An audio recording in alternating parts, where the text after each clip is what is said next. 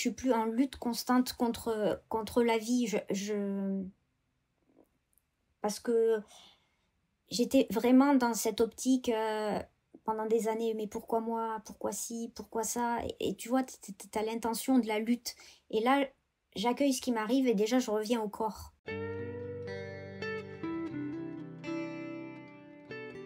Bienvenue dans Pas de soucis, le podcast pour se libérer de l'anxiété avec Camille Thomas. Je suis Camille et avant d'être coach de santé, j'ai été une grande anxieuse. Je me suis libérée de l'anxiété le jour où j'ai compris que ce n'était pas dans ma tête. Pas de soucis, c'est le podcast pour celles et ceux qui sont fatigués par tout ce qu'ils ont essayé et qui savent qu'ils ont le pouvoir de guérir de l'anxiété naturellement. Alors si tu veux vivre sans anxiété et que tu as l'intuition qu'on ne t'a pas tout dit, ce podcast est pour toi. Je te retrouve tous les lundis pour explorer les pistes qui te permettront d'accéder au calme à l'intérieur de toi.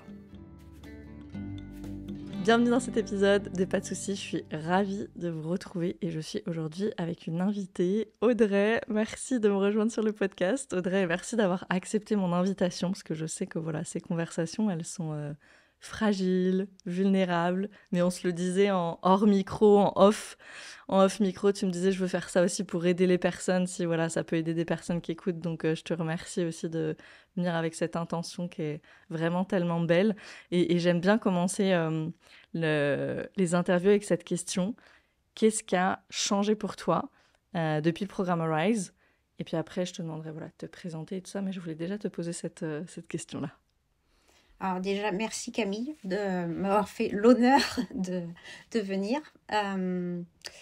Moi, ce qui a changé pour moi, j'ai plus cette sensation d'être, comment dire, tout le temps en hypervigilance. J'ai l'impression de m'incarner, c'est-à-dire d'être dans son corps. Et c'est tout le but de Rise, c'est revenir à son corps. Je pense que j'ai 44 ans, je pense que j'ai passé 44 ans dans le mental. Donc ça fait tellement bien de revenir dans le corps. Voilà, ça c'est déjà une grosse chose. Absolument, absolument. Magnifique alors. Audrey, dis-nous peut-être un peu qui tu es pour nous donner un peu de contexte. Et je sais que voilà, tu m'as raconté un petit peu et ce avec quoi j'aime bien continuer, c'est évidemment parce qu'on a besoin de contexte. Le système nerveux il se sent en sécurité quand il y a du contexte. Comment c'était avant Arise? Ouais, raconte-nous un peu. Raconte-nous un peu. Je sais qu'il y a eu pas mal de ce qu'on pourrait qualifier de trauma dans ton parcours et Oui. t'es comme pas arrivée ici par hasard. Non. Donc ouais. Alors, pour me présenter là actuellement, je suis Audrey, je viens du sud-ouest de la France, je suis énergéticienne, praticienne Bye Bye Énergie et nouvellement facilitatrice Psyché. Alors, ce qui m'a amenée à tout ça, parce que mon métier, c'est un peu le contexte de ma vie qui m'a amenée à ce métier aussi. Je vais recommencer depuis le début, en fait. C'est bien de commencer depuis le début. Je viens d'une famille monoparentale. J'ai pas été reconnue par mon père. Et dans les années 80, en campagne, ça n'a pas été toujours facile pour moi, notamment à l'école. Ça a été beaucoup de mise de côté parce que on voulait savoir qui était mon père, des choses comme ça. Ensuite, ma scolarité, j'ai une scolarité plutôt brillante. Donc, ce qui dit brillante dit pas de problème. Mais en fait, je trouve qu'on n'en parle pas assez. Mais les, entre guillemets, premiers de la classe, c'est pas toujours facile pour eux. Dès qu'on est dans les extrêmes très bons ou très mauvais, ou dès qu'on a une particularité, c'est pas facile de vivre une scolarité comme ça. Et moi, bien sûr, c'est toujours une perception des choses. Moi, je l'ai perçue de façon intense et avec ma sensibilité. Voilà, que les choses soient bien remises dans le contexte. Et maintenant, si je peux me permettre de te poser cette question, parce que je trouve ça très intéressant ce que tu dis là, je pense qu'il y a beaucoup de personnes qui se reconnaîtront, moi la première, sur le syndrome de premier de la classe. À la lumière de peut-être maintenant ce que tu sais sur le système nerveux, sur les traumatismes, est-ce que c'était une stratégie d'adaptation, ça, d'être premier de la classe ou première de la classe? En fait, ouais, alors c'est à la fois productif et contre-productif. Peut-être, je me suis mis une stratégie d'adaptation, peut-être être toujours la pression à fond, toujours. Et puis, il faut la garder, cette place de premier de la classe, parce qu'après, on le fait bien remarquer, que même si on n'est que deuxième, que deuxième.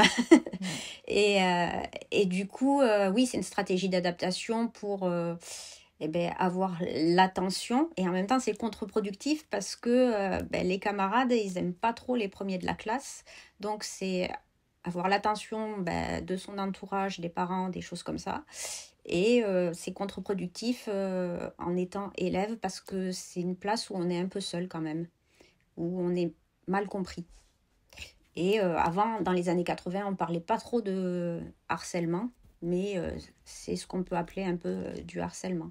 Quand on est mis de côté, c'est du harcèlement sans qu'on on nous frappe ou des choses comme ça, mais le fait qu'on mette les enfants de côté, c'est du harcèlement. Absolument, absolument. D'être exclu. Moi aussi, Voilà. j'ai des souvenirs qui me reviennent de cours de récréation en CP où j'étais arrivée en octobre et c'est pas facile d'arriver en octobre, de pas faire la rentrée des classes. Oui. Ouais, il y avait eu ce phénomène aussi.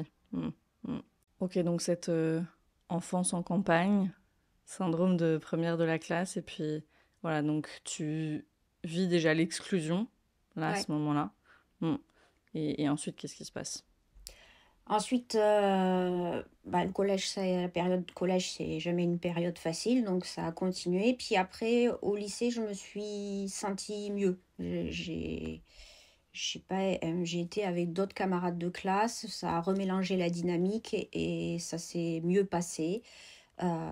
Puis après, plus on monte dans les études et plus on se spécialise, donc plus on a des gens qui ont les mêmes centres d'intérêt que nous. J'avais un profil littéraire, j'étais toujours quand même à fond à me mettre la pression à rester au top niveau, n'est-ce pas? En 99, je loupe mon bac alors que j'avais 13,5 de moyenne, je crois, en littéraire, ce qui est pas mal. Mais j'ai été à côté de mes pompes, j'ai fait des hors-sujets partout. Et donc là, grosse blessure, je redouble ma terminale.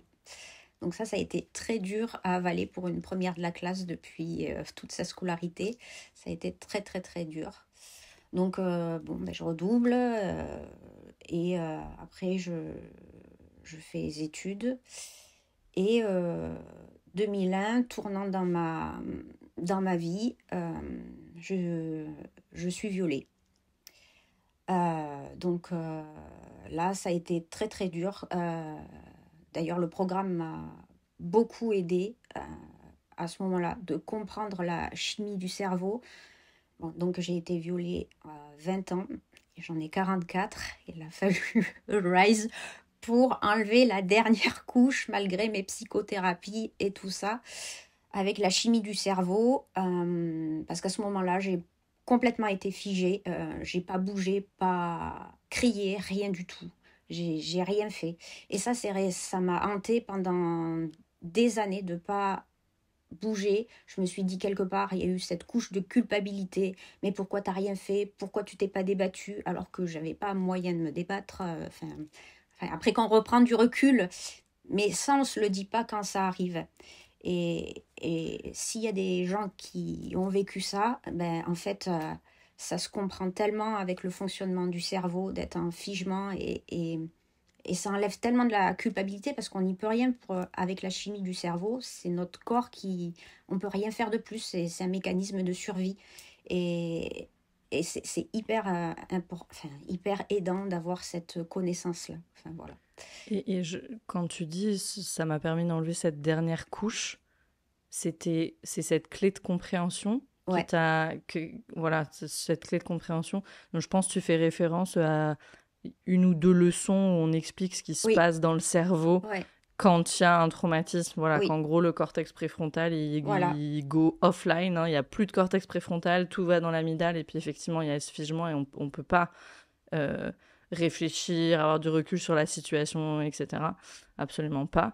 Et cette compréhension, Et elle t'a permis, de ce que tu disais, d'enlever la dernière couche. C'était quoi? Il y avait encore une couche de culpabilité. Et quand tu dis cette Bien que dernière j'ai fait couche... de la psychothérapie, de plein de choses différentes pour ça, mais le fait, je me suis dit, mais en fait, j'y pouvais rien, c'est mon cerveau, en fait, on est comme des animaux, en fait. Enfin, Mais et, et on sait même pas, on est des mammifères, voilà, absolument. Et notre physiologie, en tout cas, absolument. donc les personnes, enfin, c'était important pour moi de témoigner sur ça, même si c'est pas très, je suis pas méga à l'aise de dévoiler toute ma vie, mais si ça peut aider une personne, déjà, ce serait formidable que ça l'aide dans ce sens-là. De comprendre le fonctionnement de son cerveau, c'est tellement aidant. Ça m'a fait un déclic, en fait. Pourtant, j'avais pris du recul, hein. J'ai vécu normalement et tout. Après, sans dans la crainte d'être dans les rues et tout ça, ça m'avait passé tout ça. Mais même, tu vois, 24 ans après, eh ben, comprendre ça, ça m'a fait... Oh, je sais pas, ça m'a relâché tout, en fait. Vraiment, ça a été... Oh, mais bien sûr, et je me dis, mais c'est phénoménal, on devrait apprendre ça à l'école. Enfin, et je dis, pourquoi il n'y a pas un psy qui m'a dit ça? Enfin, il n'y a personne qui m'a expliqué ça. Et j'ai trouvé que c'était, ou alors, si on me l'a expliqué, peut-être j'étais pas en capacité de l'écouter à ce moment-là aussi. Alors, je remets personne en cause. Mais alors, ça m'a vraiment libérée. Voilà, on peut dire ça m'a vraiment libérée. Absolument, et je Et crois que je veux juste souligner ce que tu dis là, Audrey, c'est que et c'est super important. Euh, Peut-être, tu vois, même je le répète peut-être aussi pour moi qui suis dans cette bulle de ce travail avec le système nerveux, des traumatismes et tout ça, et je pense que peut-être tu fais cette expérience de ça aussi, c'est comme un peu des lunettes qu'on met puis on peut plus les retirer une fois qu'on voit, on voit, tu vois, après on voit tout à travers la grille de lecture du système nerveux, de nos états et tout ça. Euh, et ce travail, ça fait vraiment pas longtemps qu'il est arrivé, même dans le milieu francophone, je dirais. Parce que Peter Levine, ça fait 40 ans, tu vois, voilà, qu'il a, on va dire, un peu comme mis en pratique cette théorie polyvagale de Stephen Porges, mais c'était tellement niche, tu vois, et même aux États-Unis, de là où ils viennent, ces deux neuroscientifiques, enfin, il est médecin, Peter Levine, psychologue, c'est encore super, super niche, quoi. Donc, il faut se dire qu'il y a tellement encore peu de gens qui en ont entendu parler. Et donc, d'où l'importance, je crois, de ce qu'on fait ici. Et je te remercie, tu vois, parce que tu dis, je suis pas à l'aise. Donc, il y a peut-être une petite activation là en toi. Et malgré ça, tu es là et tu le partages. Et donc, je te remercie vraiment parce que je crois que, voilà, et moi, c'est ce que je veux faire avec le podcast, contribuer à... Voilà, et élargir un peu cette connaissance, mais c'est se dire que ouais, ça n'a pas encore même infusé le milieu de la psychothérapie, de la médecine et tout ça, ça va venir, ça va venir. On est en train d'y œuvrer là avec ce podcast puisque tu es en train de nous partager. Ok, donc ça comme libère un peu le dernier morceau finalement ouais. de ça. Mm, mm. Donc, j'étais quand même figée pendant... enfin, J'étais figée longtemps, mais j'ai pas pu sortir un mot sur l'acte pendant 9 mois quand même. Donc, c'est énorme. Avant que je puisse euh, l'écrire, l'écrire à ma mère et l'écrire à mon petit copain de l'époque, j'ai même pas pu verbaliser. Tellement que c'était intense et que j'étais vraiment bloquée de chez bloquée. Et après, il y a eu l'étape de la... Alors ça aussi, j'aimerais bien en parler. L'étape de porter plainte, qui est pour moi un deuxième viol. Euh, Dans le sens où les questions, euh, comment vous étiez habillé, vous étiez sûr que vous aviez une attitude, nanani, nanana. Ça, pour moi, ça a été la deuxième couche du traumatisme, vraiment. Une retraumatisation Ouais, totale. ouais. Donc voilà, ça Et j'espère que ça évolue maintenant et que, bon, ça fait il y a 24 ans, donc j'espère que les gens sont beaucoup mieux pris en charge parce que ça a été quelque chose de très difficile et très traumatisant pour moi. Donc voilà. Ensuite, en 2004, j'ai eu un grave accident de voiture où quelqu'un roulait complètement du mauvais côté de la route et on a eu un gros choc frontal où on a reculé de près de 36 mètres et c'est encore un talus qui nous a retenus. La personne en face était totalement alcoolisée et ne se rendait pas compte de là où elle roulait. Donc là aussi, j'ai eu beaucoup peur de mourir. Et c'est là que j'ai eu les premières douleurs et mes premières douleurs chroniques. Voilà, c'est là que ça a commencé. Donc ça a été compliqué de me sortir de ça. Et après, c'est devenu des maux de tête chroniques. On n'arrivait pas trop à savoir qu'est-ce que j'avais. Ça a été un peu compliqué. Après, en Et 2000... Oui, pardon. je te pose une question ici, c'est OK pour toi, parce que j'en parle souvent et je vais utiliser ce mot marrant, hein, qui n'est pas du tout au sens littéral, mais j'utilise souvent l'exemple de l'accident de voiture, justement, pour dire pourquoi un même accident de voiture, bon là c'était un gros accident, Oui. mais pourquoi un même accident de voiture, il y a des réactions tellement différentes, tu vois, chez une personne A, voilà, comme toi par exemple, qui va développer des douleurs chroniques où ça va être vraiment super difficile, peut-être qu'il n'arrive plus à reprendre la voiture, etc., etc., et versus une personne B qui va rebondir beaucoup plus rapidement, tu vois, qui va dire ouais, j'ai eu l'accident de voiture, je m'en suis sortie, qui arrive à se rétablir dans le je m'en suis sortie, dans l'ici et maintenant, et qui continue sa vie, voilà, sans douleur, sans nanana. Et pourquoi maintenant on le sait, puis c'est ce qu'on apprend dans Rise aussi, c'est que tous tes traumatismes qui étaient déjà dans le système, toute l'énergie de survie qui était déjà dans le système, parce que c'est pour ça que je t'ai demandé de nous donner du contexte pour comprendre, parce qu'il y a eu le viol avant, il y a eu la famille monoparentale, donc en termes de, voilà, trauma développemental, j'imagine que tu as pu identifier des éléments aussi. Il y a tout ça qui, au moment de l'accident de voiture, et là, c'est comme je vais même pas dire la goutte d'eau, la cascade, là, qui fait déborder le vase, parce que c'était un gros accident, qui fait déborder le vase, et le système, il dit, non, là, c'est fini. Et donc, il commence à sortir tous les dossiers, quoi. Et donc, douleur chronique. Et je crois que tu déménages aussi après, donc... Ouais. Après, je déménage en région parisienne. Oui, mais moi je vois ça un peu. Quand j'ai fait ma formation Bye Bye Allergie, on m'a donné une image très juste et j'ai envie de la partager parce que c'est comme un verre Duralex. Tu vois, les verres Duralex, c'est un peu les verres de cantine, là. Voilà. Ils tombent de haut, ils font plusieurs rebonds, donc ils tombent de moins en moins haut. Et puis c'est le dernier petit rebond, finalement, que c'est là que tout casse. Et je trouve ça très très juste comme image en fait. C'est pas forcément le plus impressionnant trauma qui va nous faire nous effondrer. Et j'ai trouvé que cette image était très très juste.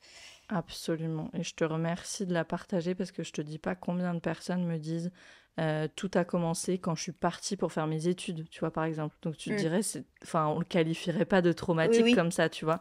Tout a commencé quand j'ai déménagé. Tout a commencé quand mes enfants sont allés à l'école ou mes enfants ont quitté la maison. Enfin, des étapes de vie, tu vois, finalement, qui sont pas, qu'on définirait pas comme même pas comme des traumatismes avec un petit T à la limite. Oui. Et pourtant, effectivement, c'est le dernier petit rebond du verre Duralex. Ouais, absolument. Donc, je trouve cette image très juste et des fois, on culpabilise de s'effondrer pour une mini-chose, mais on ne regarde pas tout ce qu'on a enduré avant et qu'on a tenu bon, et à un moment, on n'y arrive Absolument. Plus. Et on s'effondre pour un rien. En fait, ce rien, c'est tout pour notre système là, à ce moment-là. Tout d'avant. Absolument. Donc après, en 2009, je déménage, je sors de ma campagne et je vais en Île-de-France. Donc, je passe de 1500 habitants à l'Île-de-France. Grosse adaptation. Donc là, j'ai tout appris, prendre les transports, la vie parisienne, go, go, go. Alors là, c'est la ville du go, go, go. Si t'es pas dans le rythme, ça marche si t'es pas dans le rythme, on te marche dessus, mais littéralement, voilà. Genre dans le métro. Exactement. Donc là, je me suis adaptée aussi. J'ai trouvé un travail qui me convenait. Là, il n'y a pas de souci. Et puis, 2012, naissance de ma fille. grande joie, mais grand trauma aussi quand même. Combien de mères aussi, hein. Et de pères, et de pères. Et de père, il faut le dire. C'est vrai qu'on ne l'a pas cité ça dans les événements de la vie qui peuvent avoir une charge traumatique parce qu'il y avait déjà tellement d'énergie de survie dans le Oui, système, une naissance. Ouais. Et qui est juste, tu sais, qu'on dépeint aussi, je pense, dans notre tête et culturellement et socialement et collectivement comme tellement l'événement heureux par excellence. C'était un peu comme le mariage, hein. Et ouais. Mm. donc là, alors pour mettre du contexte aussi, donc une grossesse qui se passe sans encombre. Moi, je me trouvais fatiguée, mais on me disait, tout va bien, le col est fermé. Bon, ben alors je me suis dit, bon, ben t'es chochotte. Bon, pourtant, moi, je me sentais qu'il y avait quelque chose, je me sentais vraiment pas bien. Mais on me disait, le col est fermé. Bon, visite des 6 mois. Là, branle-bas de combat, j'ai 25 de tension, des protéines dans les urines, donc signe de prééclampsie. Et là, je ne m'y attendais pas. Moi, je vais aller faire ma petite visite comme d'hab. Et là, j'ai eu un docteur qui m'a sacrément mis une couche. Et même mon compagnon, qui est pompier de Paris, il a trouvé ça rude. Euh, C'était on ne peut pas vous garder, il faut aller dans une maternité niveau 3 parce que votre bébé va être réanimé, il n'y a pas d'autre choix. Là, vous n'êtes pas vous êtes même pas à 30 semaines, il faudrait tenir jusqu'à 34 semaines pour qu'il y ait pas de risque. Ok, donc on me transfère dans un hôpital où il y a de la place à Paris. Et ils me font une piqûre dans le ventre pour développer les poumons du bébé. Et il fallait, normalement, c'était que je reste surveillée pendant 1 mois à l'hôpital. J'ai tenu 3 jours. Donc, à 30 semaines, on vient me voir à 6 heures du mat. Là aussi, plein de monde sur moi. On m'enlève ma chemise de nuit, on me rase, on me met la bétadine. On va vous faire une césarienne d'urgence parce que vous avez le cœur, le foie, le rein qui sont en train de lâcher et le cœur de votre bébé est en train de lâcher. Donc, on ne peut pas attendre, césarienne d'urgence. Là, mon conjoint n'était pas là et on ne pouvait pas attendre, donc j'étais seule. Pas de bol, il était sur feu à ce moment-là. Donc, mais bon, je me dis des fois, le pouvoir de l'intention, je lui ai laissé 150 appels en absence et tout. Puis, je sais pas, il a eu une impression qu'il fallait qu'il aille regarder son portable au camion. Et il a vu 150 appels, il a tout de suite compris. Et puis, il s'est vite fait remplacer pour essayer de me rejoindre. Bon, il n'est pas arrivé à temps. Mais là aussi, j'ai compris aussi une réaction de survie que j'ai eue grâce au fonctionnement. Euh, Quand j'étais au bloc, avant qu'on me fasse la péridurale pour faire la césarienne, il y avait une infirmière qui me disait vous avez froid parce que je tremblais de partout comme ça, je tremblais. Et je lui ai dit ben non, j'ai pas froid, j'ai peur. Et en fait, on comprend que les animaux aussi, dans tes vidéos, là, on voit un animal qui, après une poursuite, se frotte par terre et tremble, et puis après repart. Et donc là, j'ai compris que c'était une réaction de décharge parce que ça a été trop pour moi, la peur de mourir, que ma fille meure, la peur de mourir pour moi, la peur de ne pas revoir mes proches. Enfin, tout ça en même temps, ça a été très très difficile. Voilà. Donc après, Nina est née. Finalement, ça s'est bien passé avec comme un... Ça s'est bien passé dans le sens où tout va bien maintenant, mais ça a été 9 semaines d'hospitalisation avec des hauts, des bas. Donc pour les mamans, je ne sais pas s'il y a des mamans qui ont eu des prémas, peut-être ça va... La régulation du système nerveux est hyper importante et hyper importante de travailler ce moment clé de la maternité. C'est un moment où j'ai eu du mal à prendre ma place de maman parce que il y avait le médical entre nous en fait. Donc ça n'a pas été simple. de trouver ma place, un être si petit. J'avais peur de la briser rien qu'en la touchant. Donc, ça a été pas simple, avec des hauts et des bas. Ça aussi, pour le système nerveux, un jour ça va, un autre jour elle a une septicémie. Après, on lui met les antibiotiques. Après, un autre jour ça va, elle reprend du poids. Un autre jour, elle maigrit. Une fois, elle a fait une hémorragie cérébrale. Donc, c'est vraiment des hauts et des bas. Et c'est une ambiance, comment dire, on est hors du temps, en fait. Hors du temps, on parle avec les autres familles qui ont d'autres enfants à côté de nous, qui ont d'autres problèmes. Et j'avais eu l'impression, ouais, là, c'est la dissociation complète.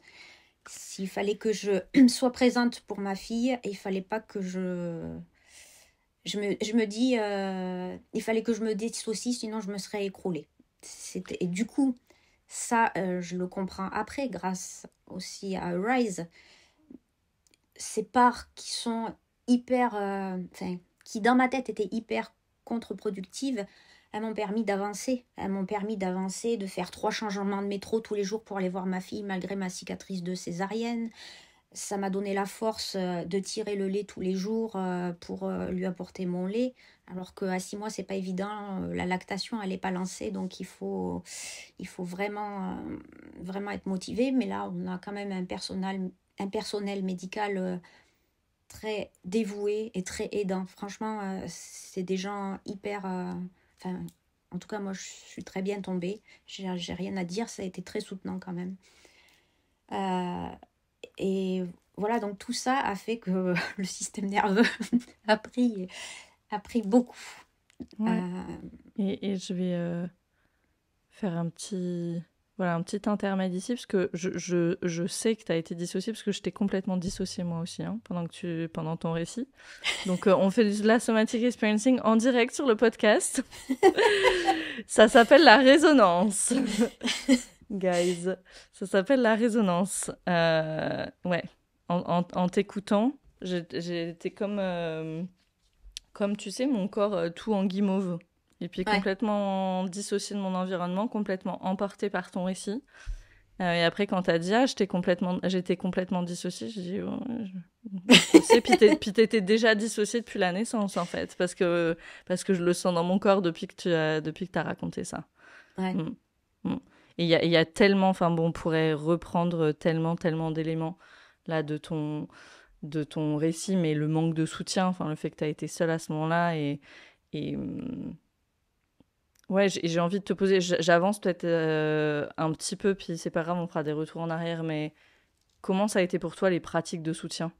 Justement, dans Arise, il y a toute une, pour redonner un peu de contexte, il y a ces pratiques somatiques et il y en a au moins 7 ou 8, je pense, qui sont des pratiques de soutien de certaines parties du corps pour justement sentir à nouveau dans le corps les sensations de soutien. Chose qui a manqué à plein de moments de nos vies pour plein d'entre nous. Alors moi, ça a été une révélation. Les pratiques de soutien, j'utilise ça tous les jours. Des coussins dans le dos, des coussins partout. J'ai des coussins partout maintenant, dans toute la maison. J'ai un coussin pour manger à table, j'ai des coussins partout. De toute façon, comme ça, c'est clair. Comme ça, j'ai pas besoin de me balader. J'ai des coussins dans toutes les pièces si j'ai besoin. Fou, parce que j'ai les épaules qui étaient complètement comme ça, forcément, vu que moi, c'est des problèmes nuque, cou, tête, voilà, enfin, ça se situe là. Donc, soutien. Mais je me suis dit, mais pourquoi c'est un truc si simple, pourquoi j'y ai pas pensé avant?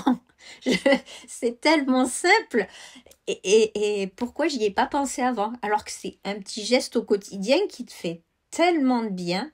Et je me suis dit, mais c'est vrai, pourquoi j'y ai pas pensé avant? C'est pratique mais au début, les pratiques somatiques, je me souviens les premières fois, l'ancrage, je sentais rien, mais rien du tout. Je m'y suis mis à plusieurs reprises et je me suis dit, allez, non, force pas. Camille, elle a dit, petit bout par petit bout. Alors, j'ai lâché, je m'y suis remis et à force de pratiquer un tout petit peu, même juste 30 secondes, j'y suis arrivée. Voilà. Et tu viens de répondre à la question quand tu dis mais pourquoi j'y ai pas pensé? Parce que une expérience que j'ai eue avant de commencer ce travail, c'était moi j'étais toujours assise dans des positions mais inimaginables, tu vois. Puis je me souviens, mon copain de l'époque il disait toujours mais comment tu peux être confortable comme ça? Et la réponse c'est que je ne sentais pas. Tu vois, Oui, je sentais pas que j'étais complètement tordue, complètement inconfortable, hein, mais parce que complètement déconnectée du corps, en fait. Donc on ne pouvait pas y penser, tu vois, oui, parce qu'on sent pas. Mm. Mm. Donc ça semble si simple, mais il y a comme une reconnexion à faire, soit parce qu'on s'engage dans un programme comme ça et du coup on s'y invite oui. intentionnellement, même si au début on sent pas grand chose et du coup bah on commence, tu vois, on démarre, mais sinon bah ouais, on sent pas en fait. Ben, en Ça. fait, moi, je vois Arise comme, avec ce qui m'est arrivé, que je m'apporte maintenant tout ce que j'ai pas pu avoir avant. Donc, tout le soutien que j'ai pas pu avoir, je me l'apporte avec les J'attends plus de l'extérieur, en fait. Vraiment, je m'apporte. Parce que des fois, on a des attentes de l'extérieur et en fait, on veut changer les autres. Mais en fait, je pense que le changement, il passe par soi et après, ça a un impact sur le reste. Vraiment. Et quand enfin, pour mon expérience, depuis que j'ai compris ça, bah, ça change tout. Parce que du coup, je me sens plus confortable, la joie revient, et du coup, ça a un impact sur ma famille aussi, en fait. Donc, il faut s'apporter, quand on n'a pas eu de douceur ou de trauma ou des choses comme ça que peut-être d'autres personnes ont expérimenté. J'ai pas une vie, j'ai une vie unique et banale à la fois parce que tout ce qui est arrivé, c'est arrivé à plein de gens aussi. Ben, je pense qu'il faut s'apporter tout ça.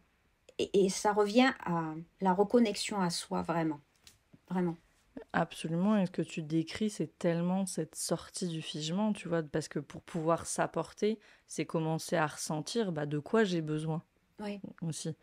Ouais, et absolument. Et petit à petit, qu'on sort comme ça, petit bout par petit bout du figement. Ah bah oui, je me rends compte que j'avais l'épaule oui, complètement, les épaules complètement levées, parce que c'est vrai que tu l'as fait sur la caméra tout à l'heure, mais peut-être les personnes qui nous écoutent en oui. audio, les épaules, je dis porter ses épaules en boucle d'oreille, là, comme ça, totalement relevées, puis de se rendre compte, ah ouais, ok, puis là, j'ai besoin de la soutenir, l'épaule, parce qu'en fait, ouais, il y a une tension, il y a même peut-être une douleur, et je crois que ce mot de douleur, c'est quelque chose, voilà, toi, avec lequel t'as vécu, puis qui est la suite un petit peu hein, De mon de ton parcours. histoire. Mm.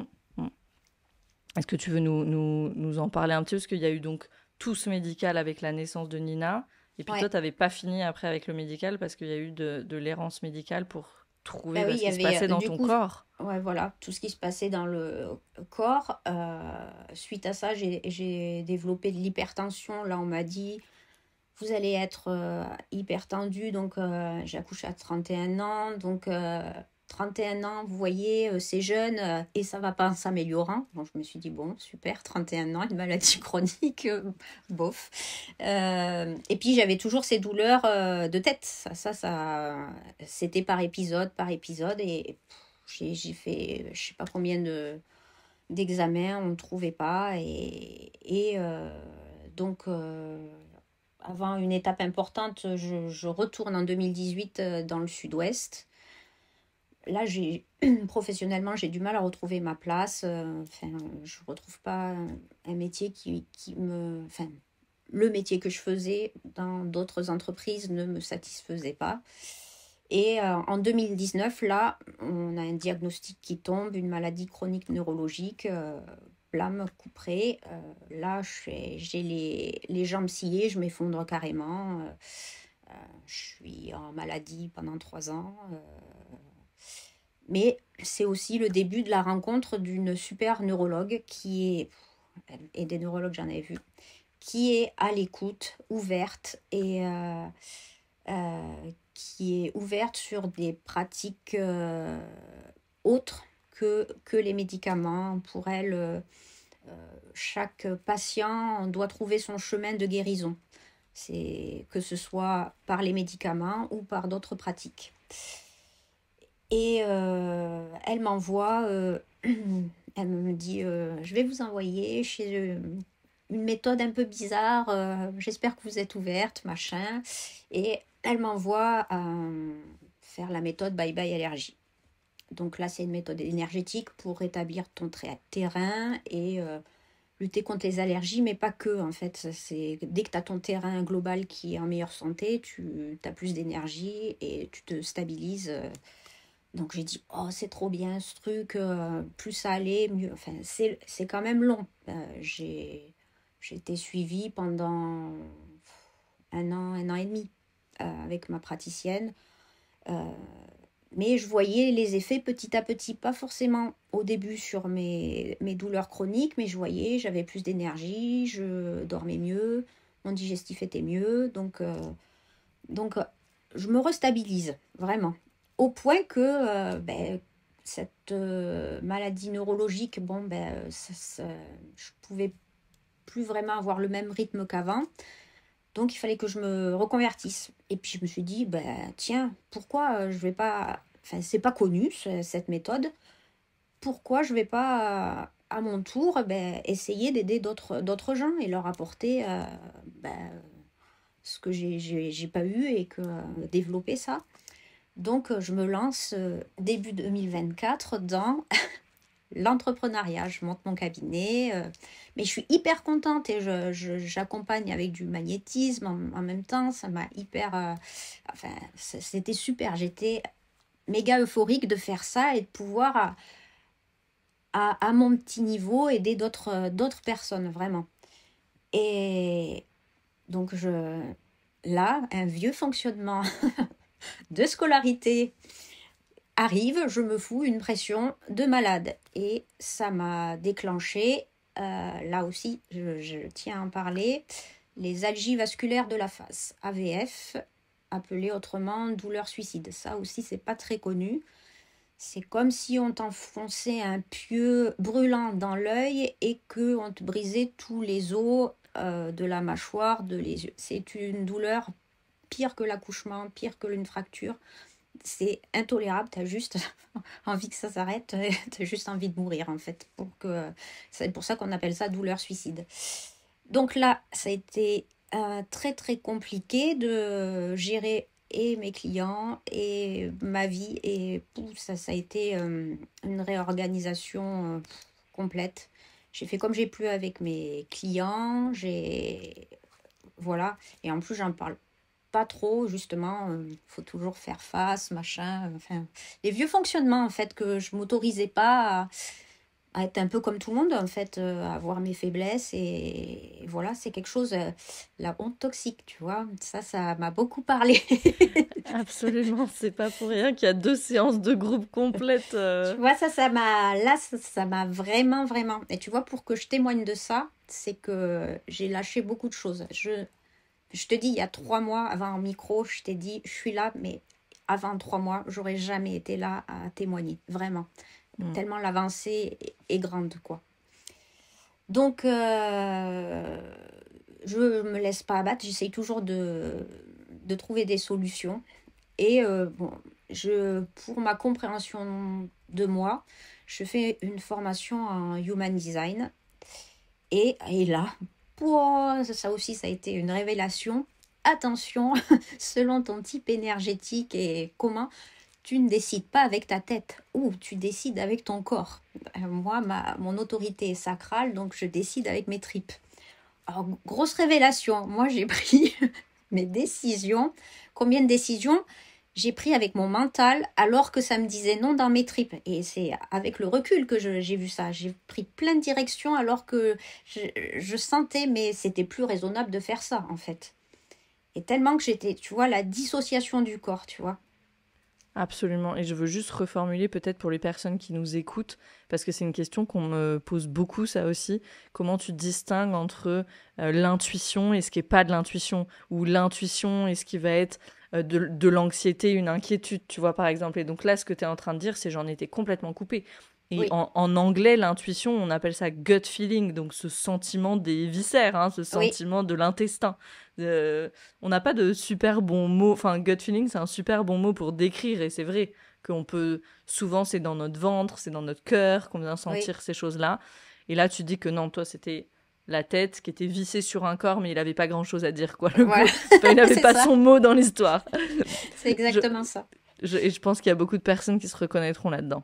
Donc ce sera intéressant, et c'est très intéressant ça comme contexte pour savoir comment justement ça s'est passé pour toi après dans le programme, parce que tu disais au début je ressentais pas, donc je prends un peu d'avance, mais ça m'intéressera de savoir comment c'est peut-être arrivé, tu vois, de comment tu as commencé à sentir des sensations, où est-ce que tu en es là aujourd'hui avec ça.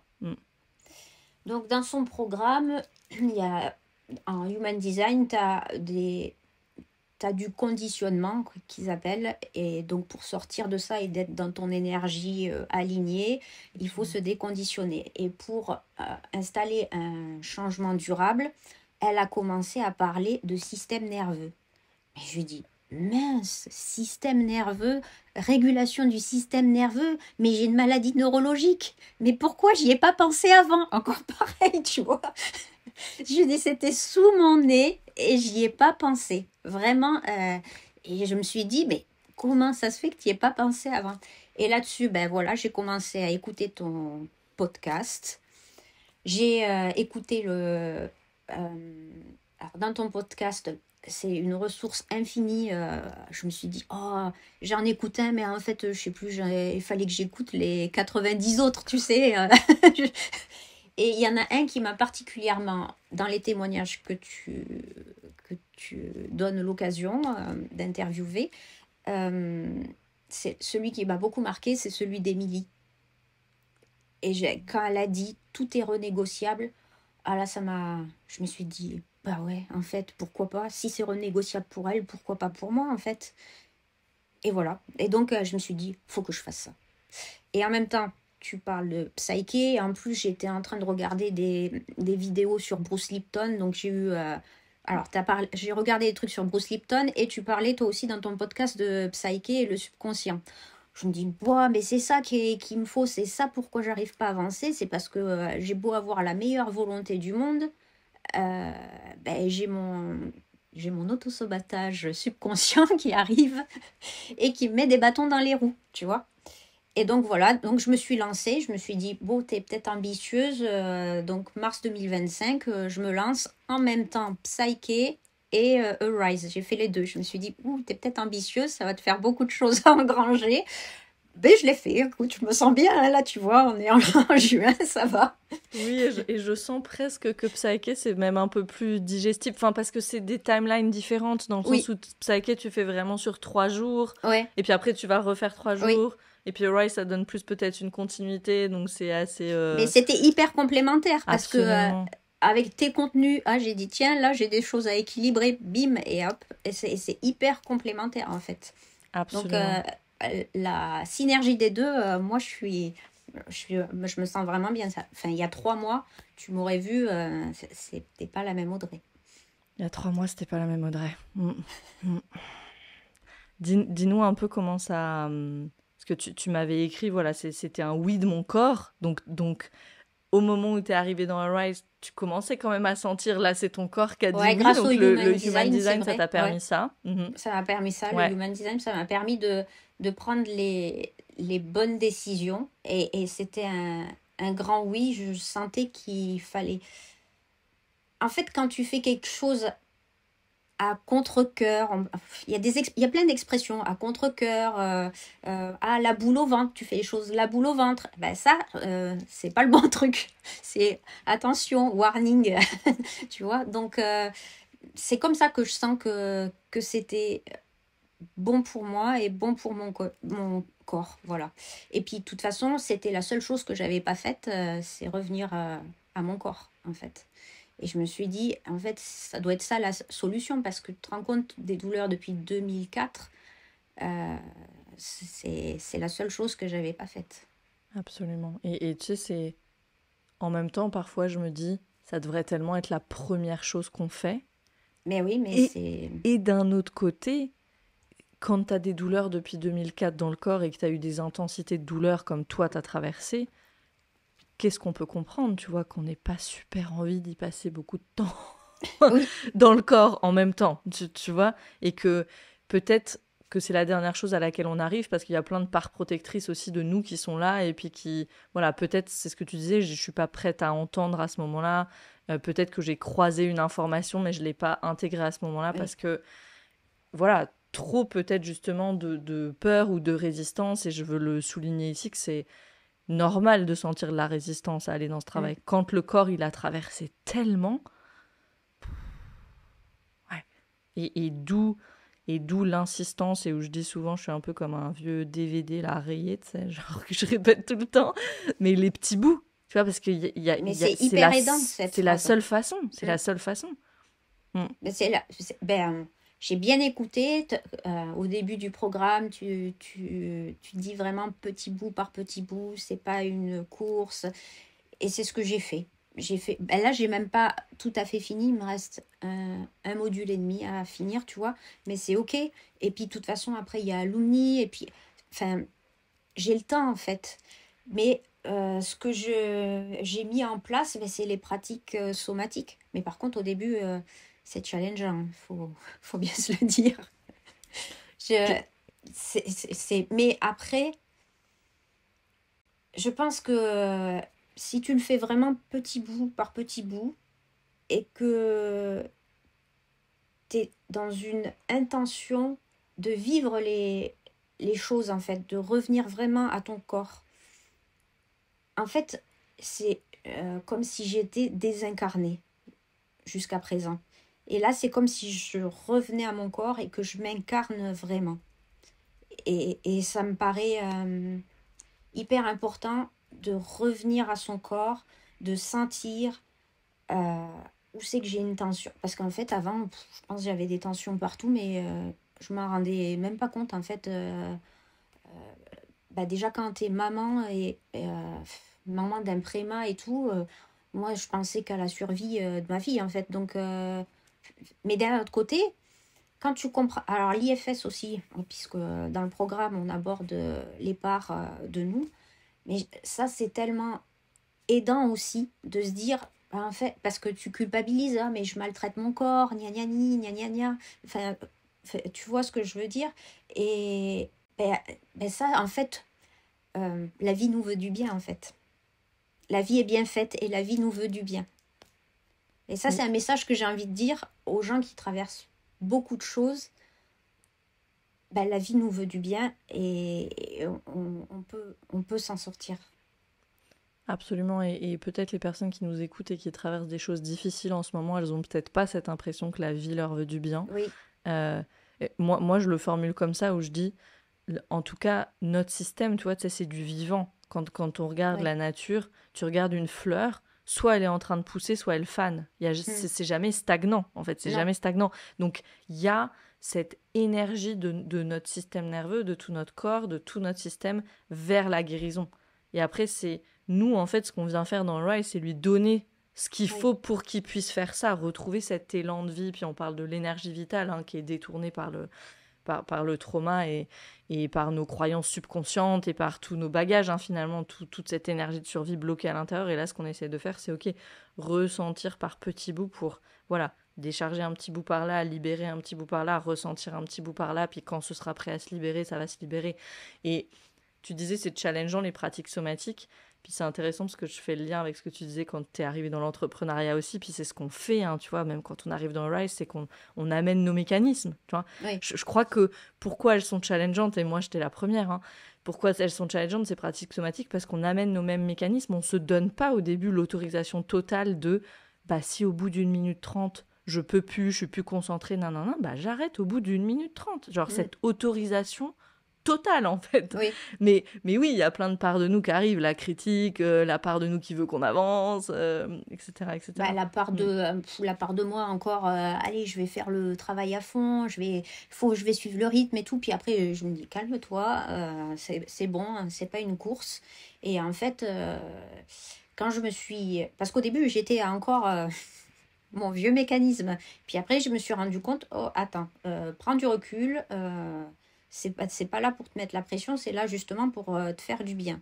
Donc j'ai pris du recul, j'y suis allée plus mollo. Et ce que j'aime bien aussi dans le programme, c'est que on n'est pas parti pour 3 heures de conférence à se taper. Et c'est tu le prends vraiment petit bout par petit bout, des vidéos de 10 minutes, 15 minutes. Et je trouve ça super parce que tu arrives toujours à caser dans ta journée 10 minutes ou 15 minutes par-ci, par-là. Et ça, je trouve que c'est hyper bien fait. Parce que c'est vrai que psychologiquement, quand on part pour 2 heures de conférence, on se dit, ah, j'ai jamais le temps, il faut que je fasse ci, il faut que je... Et du coup, au bout d'un moment, tu décroches, tu te dissocies et t'intègres moins bien. Et je trouve que ça, c'est vraiment... enfin, c'est progressif, le programme, et petit bout par petit bout. Exactement. Et puis, les pratiques en petits groupes aussi, c'est hyper aidant parce que on crée, euh, on crée une bulle entre nous et on se fait miroir, on se soutient. Le fait qu'il y ait des gens qui traversent des histoires différentes mais à la fois un peu complémentaires en fait. Donc on arrive à se soutenir et je trouve ça très très beau ce qui se passe dans les petits groupes en fait. Et voilà, Ouais, absolument, c'est ce que tu disais tout à l'heure. Tout à l'heure, tu disais mon expérience, elle est unique et banale à la fois. Moi, je dis nos histoires, elles sont uniques et universelles à la fois, en fait. ouais, Parce que c'est vrai ce que tu dis, que un système nerveux traumatisé ne ressemble pas à un autre système nerveux traumatisé. Et en même temps, il y a tellement de caractéristiques communes. Parce mm, qu'on le voit, tous ces sujets qu'on traverse dans Rise, la honte toxique, les limites, retrouver sa colère et ça, pourquoi il nous parle à tous et toutes? ouais, Parce que c'est bien, c'est comme c'est pas des étapes, mais ces grands thèmes qu'on traverse en fait, qui ont été euh, abîmés, si je peux dire, mm, ou perturbés en tout cas. Mm, mm. Ouais, je voulais revenir sur cette phrase que tu m'as écrite parce que voilà, tu as été super précise pour me permettre de préparer et tu disais et avec Horace, je commence à accueillir avec amour ce qui me semblait problématique. Et je oui. trouve ça tellement beau ce que tu dis là. Est-ce que tu veux dire quelque chose là-dessus? Ouais, c'est moi ça. L'IFS, ça a été une vraie révélation pour moi parce que les parts de soi, quand j'imagine aussi tellement les gens qui sont aussi dans l'addiction ou dans l'autodestruction et tout ça, mais en fait, il y a toujours une bonne raison à ça, en fait. Et, et je trouve ça tellement... En fait, c'est une pratique où on revient à soi et on revient avec amour, puisque dans le self, c'est curiosité, accueil, tout amour. Et je trouve qu'on finalement, on n'apprend pas à accueillir toutes ces parts de nous. Et ça devrait... enfin, j'essaye même de le transmettre à ma fille, tu vois, par exemple.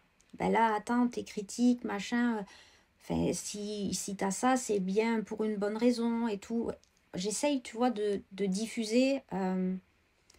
J'ai peut-être été dure avec moi-même. Et du coup, j'accueille plus d'amour et du coup, je le diffuse aussi autour de moi. Et ça a un impact aussi ouais, dans ma famille. Parce que ce qui a été dur pour moi, ça a été la naissance de Nina, ça a été dur pour mon partenaire tout autant, en fait. Et ça, on oublie, on parle beaucoup, tu disais des mamans, mais ça a été dur, c'est dur aussi pour les papas. Parce que quand le soir, on m'a dit il faut aller en réanimation, enfin, il faut aller en niveau 3 et tout ça, quand il est rentré chez lui, c'était pas simple non plus pour lui. Enfin, de se retrouver tout. Parce qu'on on était enfin, ça fait beaucoup à la fois d'informations. On n'était pas prêt en fait à ça. Euh, Ça s'est déclenché d'un coup, et puis la naissance, ça s'est déclenché tout d'un coup. Enfin, c'est difficile. Et puis les premiers jours aussi, euh, ça n'a pas été facile pour lui parce que moi j'étais à un hôpital et ils ont transféré le bébé dans un autre hôpital parce que en réanimation, il n'y avait pas de place à l'hôpital où j'étais. Donc il a fait la tournée des hôpitaux pour et me voir et voir Nina. Donc on oublie la dérégulation, comme tu dis, et la co-régulation aussi, tu vois. Donc c'est très important. Et là, je sens qu'il y a beaucoup de co-régulation dans notre famille. Et voilà, donc c'est pour ça que je disais aussi, le changement, il part... des fois, on a beaucoup d'attentes envers les gens, mais quand ça part de soi, en fait, tout se modifie aussi instinctivement, en fait. Et ça, je crois, c'est le grand pouvoir de la co-régulation Et c'est aussi le grand pouvoir de la communauté Arise aussi, quoi, qui est très soutenante dans le groupe Facebook et tout. Je trouve, ouais, moi j'ai fait des rencontres formidables grâce au groupe Arise. Bon, j'ai eu l'opportunité de les rencontrer pour de vrai parce que j'ai fait Psyché et il y a beaucoup de gens qui font Psyché et qui sont dans la communauté. Mais c'est tellement... il y a des gens que j'ai pas vus mais avec qui je corresponds, tu vois. Donc je trouve que c'est hyper...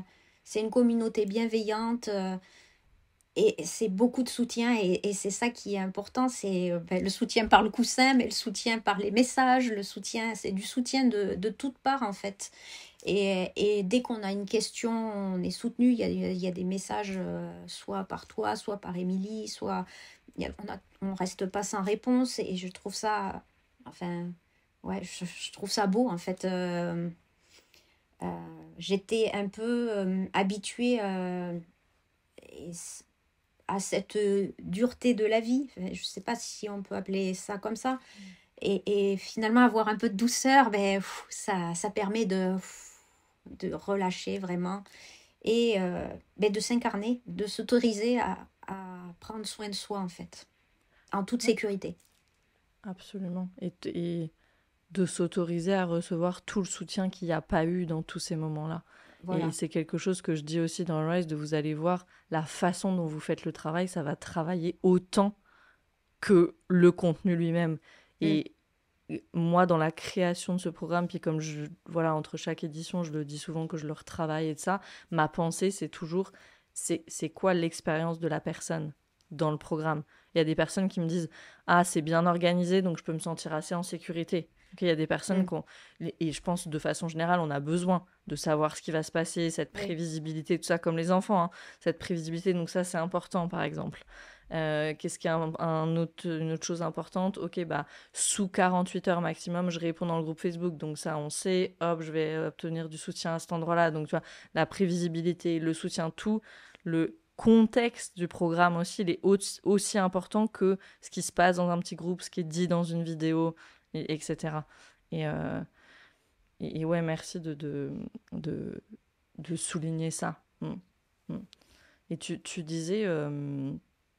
tu m'as écrit aussi, donc les petits groupes, on m'en a parlé, puis tu parlais d'une phrase de Diana et tu m'as dit qui m'a bouleversée. Ouais. Plus, plus on va lentement et doucement, plus on va loin. Et c'est Ouais, tellement... moi qui suis toujours go, go, go, go, allez, vas-y, il faut être rapide, efficace, faire 56 000 trucs en même temps, nananina. Oh, je me suis dit, mais elle a tellement raison. Doucement.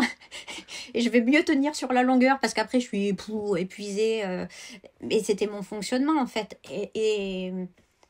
Mais peut-être parce que j'étais en capacité de l'entendre, je sais pas, peut-être on me l'a déjà dit, mais je sais pas, des fois tu as des rencontres ou tu as des phrases qui te font des déclics comme ça.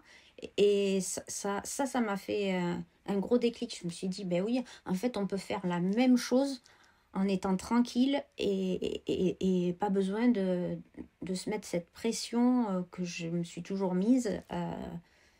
Et ça m'a fait beaucoup de bien.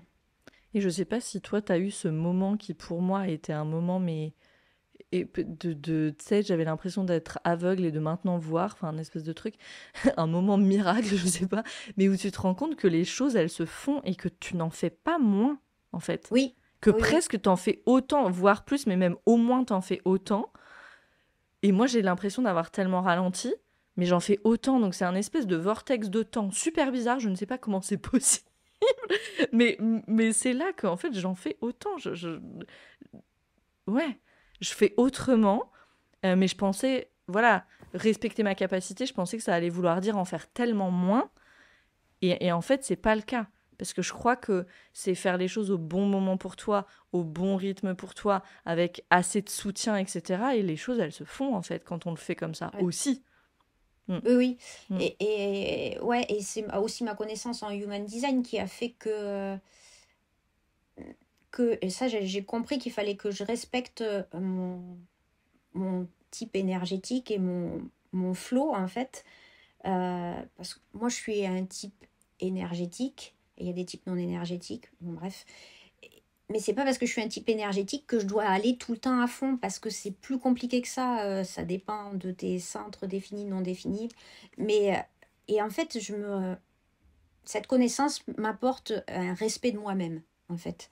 Et ça, allié au système nerveux, allié à tout ce que je sais maintenant, au subconscient, et j'en fais, oui, je suis très efficace, mais j'arrive à prendre des temps de pause que avant j'en prenais pas, en fait. Enfin, avant la maladie, parce que la maladie, elle m'a forcé à me, ça m'a coupé les pattes, Mm. pour tout dire. Mais je m'arrêtais pas, en fait. Je m'arrêtais pas. Donc, c'est de qualité, en fait. C'est du temps de qualité. Et tu as du temps de qualité même avec les gens, en fait. Parce que l'intention est plus la même, en fait. Je me dis, bon, ben là, je me pose avec ma fille et je suis 100% sans penser à ah, il faut faire des courses, il faut faire machin, et j'ai oublié ça, nanina, nanana. En fait, je compartimente vraiment mieux les choses et du coup, c'est moins fatigant en fait. C'est moins une fuite d'énergie. Voilà, c'est ça que j'ai. C'est moins une fuite d'énergie. Absolument, absolument. Parce que toi aussi, et tu le disais avec ta famille, là où tu dis, voilà, je suis vraiment avec ma fille, et, et elle le sent, parce que t'apportes ton système aussi, tu disais, je suis t'es cet élément co-régulant, en fait. Puis Oui, tu m'avais écrit, là, comme si la régulation s'était installée partout oui. doucement dans ma famille, c'est vraiment ça, absolument. Et je voulais te poser une question, Audrey, justement, parce que on a parlé de la maladie, des douleurs. Tu m'avais écrit aussi Arise m'a permis de sortir de l'hypervigilance. Comment c'est dans ton corps alors au niveau de l'hypervigilance, au niveau des douleurs aujourd'hui? T'en es où? Je sais que tu m'as écrit aussi je suis encore en chemin mais je suis plus en lutte. Et ça m'a beaucoup marqué, tes mots. Parce que Euh, c'est tellement différent. Donc ouais, Parce où que est-ce que t'en es? Peut-être un peu plus dans le corps du coup. dans le corps, j'étais complètement. Les douleurs, j'étais complètement en lutte parce que c'est tellement horrible que j'avais peur à chaque crise de mourir. Tu te dis, ça va péter quelque part et ça va être la fin tellement que c'est euh, abominable. Et là, je dis pas que c'est une partie de plaisir, je dis pas que j'en suis sortie, mais j'accueille ça plus avec amour, avec les parts de moi-même, tu vois. Je vois ça, bon, ben là, on essaye de te dire quelque chose, peut-être t'as un peu trop tiré de ce côté, ou tu vois, j'essaye de parler avec les parts de moi, et il y a toujours un message, tu vois. Alors ça dépend de la situation et tout ça, mais j'arrive à accueillir ça comme un signal du corps qui essaye de me parler, plutôt que je lutte contre une maladie. Et ça fait, dans l'intention, ça fait toute la différence en fait. Mm. Est-ce qu'on peut dire que quand un symptôme arrive, du coup, ce qui se passe, c'est que ton système nerveux, il va plus de façon automatique dans une réponse de danger et tu arrives à quand même garder comme une baseline de sécurité, Ouais, même quand dans le corps, c'est challengeant, quoi. Et c'est dur. j'arrive plus à accueillir plutôt que lutter. Mm, Et mm, dans l'intention et dans le ressenti, c'est plus la même chose. mm, Après, je suis pas guérie, je suis pas, c'est pas un truc miraculeux non plus. Mais tu le vis vraiment mieux parce que j'ai plus la même intention en fait d'être toujours en lutte constante contre la vie en fait parce que j'étais vraiment dans cette optique pendant des années, mais pourquoi moi, pourquoi ci, pourquoi ça, et tu vois, t'as l'intention de la lutte, et là j'accueille ce qui m'arrive et déjà je reviens au corps. Et je suis plus dans le mental, mais pourquoi moi, pourquoi, tu vois, toutes ces choses-là qu'on peut se dire, mais pourquoi ça m'arrive à moi, encore ça, et pourquoi ça m'arrive à moi, tout ça. Et le fait de retourner dans le corps, ça change tout, c'est plus la même intention en fait. absolument. Et bon, voilà, moi, j'ai traversé beaucoup de douleurs ces derniers temps, pas à des degrés comme toi, mais ce que j'ai pu observer, c'est tout ce que tu dis là, ces dialogues, pourquoi moi et tout ça, en fait, ça transforme la douleur qui devient souffrance, en fait. Oui, Tu vois, pour moi, c'est pas la même chose. Tu as de la douleur physique et ça devient aussi de la souffrance mentale. oui, Et, et peut-être c'est ça, du coup, qu'il y a plus ou beaucoup moins oui. quand on peut rester dans une forme de sécurité et d'accueil, comme tu dis. Oui. Absolument, absolument. Ouais. Et sur l'hypervigilance, peut-être, je t'interroge sur ce point parce que je sais qu'il y a beaucoup de personnes qui nous écoutent qui se retrouvent là-dedans, dans l'anxiété, dans l'hypervigilance. Beaucoup moins dans l'hypervigilance puisque je m'oriente beaucoup plus. Donc du coup, ça fait baisser ton hypervigilance puisque ton système est en sécurité. L'orientation, en fait, au début, ça me paraissait... je me suis dit, au début du programme, hein, je me dis, ah punaise, il faut que je fasse ça dans toutes les pièces et tout. Ça va me prendre 3 heures, hein, l'histoire. Je me suis dit, bon, je regarde, machin, ouais... Bon, j'étais pas trop bien convaincue par le truc au départ, hein, pour tout te dire. J'ai dit punaise, et puis en plus on met 3 heures. Des fois j'avais envie d'accélérer les vidéos. Je me suis dit, ça va lentement, moi j'en peux plus, tu vois. Et finalement, c'est un truc à prendre en fait. Tu sors, tu vas, je sais pas moi, au supermarché, parce que supermarché, moi c'est challengeant pour moi, le supermarché. Beaucoup de bruit, beaucoup de monde, beaucoup de lumière, beaucoup de choses comme ça. Et bien, je me pose, je regarde, et ça prend 30 secondes et demie, et je touche au besoin, tu vois, comme tu nous as appris, et ça me fait rebaisser la pression, et hop, je repars, tu vois. Donc du coup, je suis beaucoup moins, et plus tu le fais, et moins tu es dans l'hypervigilance, en fait. En fait, même si ça me paraissait compliqué de faire ça au départ. Mais en fait, c'est tellement progressif. Le programme est tellement progressif que, en fait, ça se fait naturellement, en fait. Et j'ai pas forcé... je me suis pas dit, tous les jours à 8 heures, allez, je fais ma... Non, je me suis pas mis des trucs comme ça. Quand je me sentais, allez, hop, on faisait, hop, petit tour... voilà. Et maintenant, en fait, ça te donne accès à tellement de choses de s'orienter. Tu vois les belles choses de la vie, en fait. Un petit papillon. Quelle est jolie cette fleur. Alors qu'avant, j'étais peut-être passée 50 fois que je ne l'avais pas vue, tu vois. Et ça te permet aussi de voir tes ressources. En fait, finalement, cette couleur, j'adore cette couleur. Elle me fait du bien, cette couleur. Puis cette texture. Ah ouais, ça, c'est vrai que c'est pas mal. Et le fait de s'orienter, ça te donne aussi accès à ça. Et donc, du coup, ta liste de ressources s'agrandit. Parce qu'au début, les ressources, d'accord. Donc, et après, ta liste, elle s'agrandit. Donc, il faut vraiment avoir confiance au processus et se foutre la paix. Et vivre le truc, le programme, voilà, dans l'intention de se faire du bien. Et que c'est vraiment 3 mois de bulle où tu apprends à te faire du bien et que tu as plein d'outils pour te faire du bien, l'IFS, les pratiques somatiques, tout ce qui est théorique, la théorie polyvagale. Là, je suis en sympathique, allez, vas-y, fais une petite pratique, là, ça va te faire redescendre, machin. Et en fait, ça s'intègre bien dans le quotidien parce que c'est vrai qu'au début, je disais, c'est challengeant et tout. Mais au fur et à mesure, on y arrive. Titrer, par exemple, je me suis dit, waouh, titrer, la première fois, j'avais du mal. Je me suis dit, parce que je sentais rien, en fait. Mais c'était des années de pratique de rien sentir aussi. Mais ça m'a bien aidé, avec le recul, ça m'a aidé à survivre. Donc, il faut remercier cette partie de moi qui m'a aidé à survivre et à avancer pas par pas, quoi. Et maintenant, ça fait tellement du bien de rentrer dans son corps, s'incarner, vraiment, c'est ça. Oui, et ça a du sens que tu dis, au début, je n'étais pas convaincue, au début, waouh, c'était comme laborieux et de ça, parce que tout ça, c'est des pratiques qui ont vocation à devenir des compétences, qui ont vocation à devenir... Ça commence comme une pratique, et ça termine, je dirais, ça termine jamais, mais ça termine jamais parce que ça devient une seconde nature, en fait. Ça a vocation à devenir une compétence, une seconde nature, et c'est ce que tu dis. Après, effectivement, ça te prend que quelques secondes parce que tu as l'habitude. Après, tu vois la fleur parce que maintenant, c'est ta seconde nature de voir l'environnement autour de toi. Et c'est tellement intéressant de voir comme ces capacités qu'on retrouve, qui nous ont été, moi je dis toujours, volées par le trauma, ces capacités qu'on retrouve comme c'est elles qui changent nos pensées. c'est elle qui te permet de dire ce que tu m'as dit tout à l'heure, la vie te veut du bien.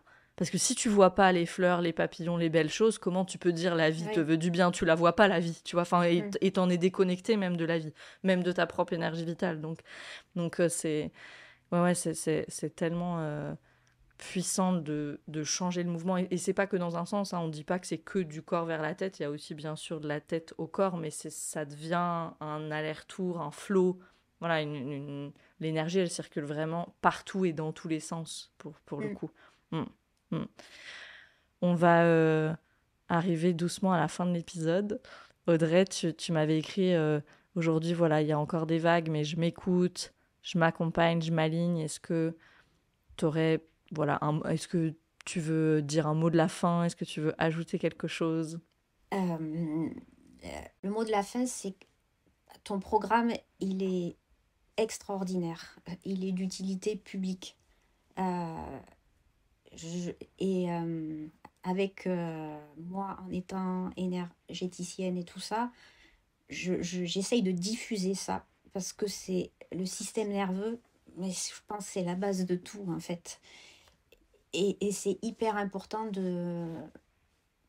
toi, tu le diffuses à grande échelle et nous, on est les petites mains qui vont le diffuser à plus petite échelle, mais chacun fait sa part en fait, comme le colibri si tu veux, mais c'est le colibri du système nerveux si tu veux. Et je pense que c'est hyper important de diffuser ça le plus possible. Ça aide tellement, et des traumas en fait, tout le monde en a eu. Du manque de soutien, tout le monde en a eu dans sa vie. Et c'est pour ça qu'il faut partir de là pour avoir, je pense, un changement de façon pérenne. Ça part du système nerveux. Absolument. Oui, merci. Et tu vois, tu disais, toi qui es énergéticienne, et je crois que quand on a retrouvé un peu une baseline de sécurité, de régulation, après toutes ces pratiques-là qu'on va faire, qui sont merveilleuses, de l'énergétique, bye-bye allergie, psyché, même aller chez l'ostéopathe, etc., c'est comme si, ça y est, notre corps, il peut le recevoir, et toutes ces pratiques-là, elles fonctionnent aussi mieux. Enfin, moi, c'est ce que je vois et que ce que je constate.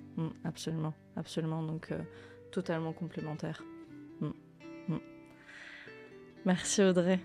Merci à toi, merci Camille. Pour tes mots, merci d'avoir partagé ton histoire avec tant de authenticité, vulnérabilité, ouverture, et je sens en connexion déjà avec les personnes qui nous écoutent. Donc merci pour ça, merci infiniment. Merci.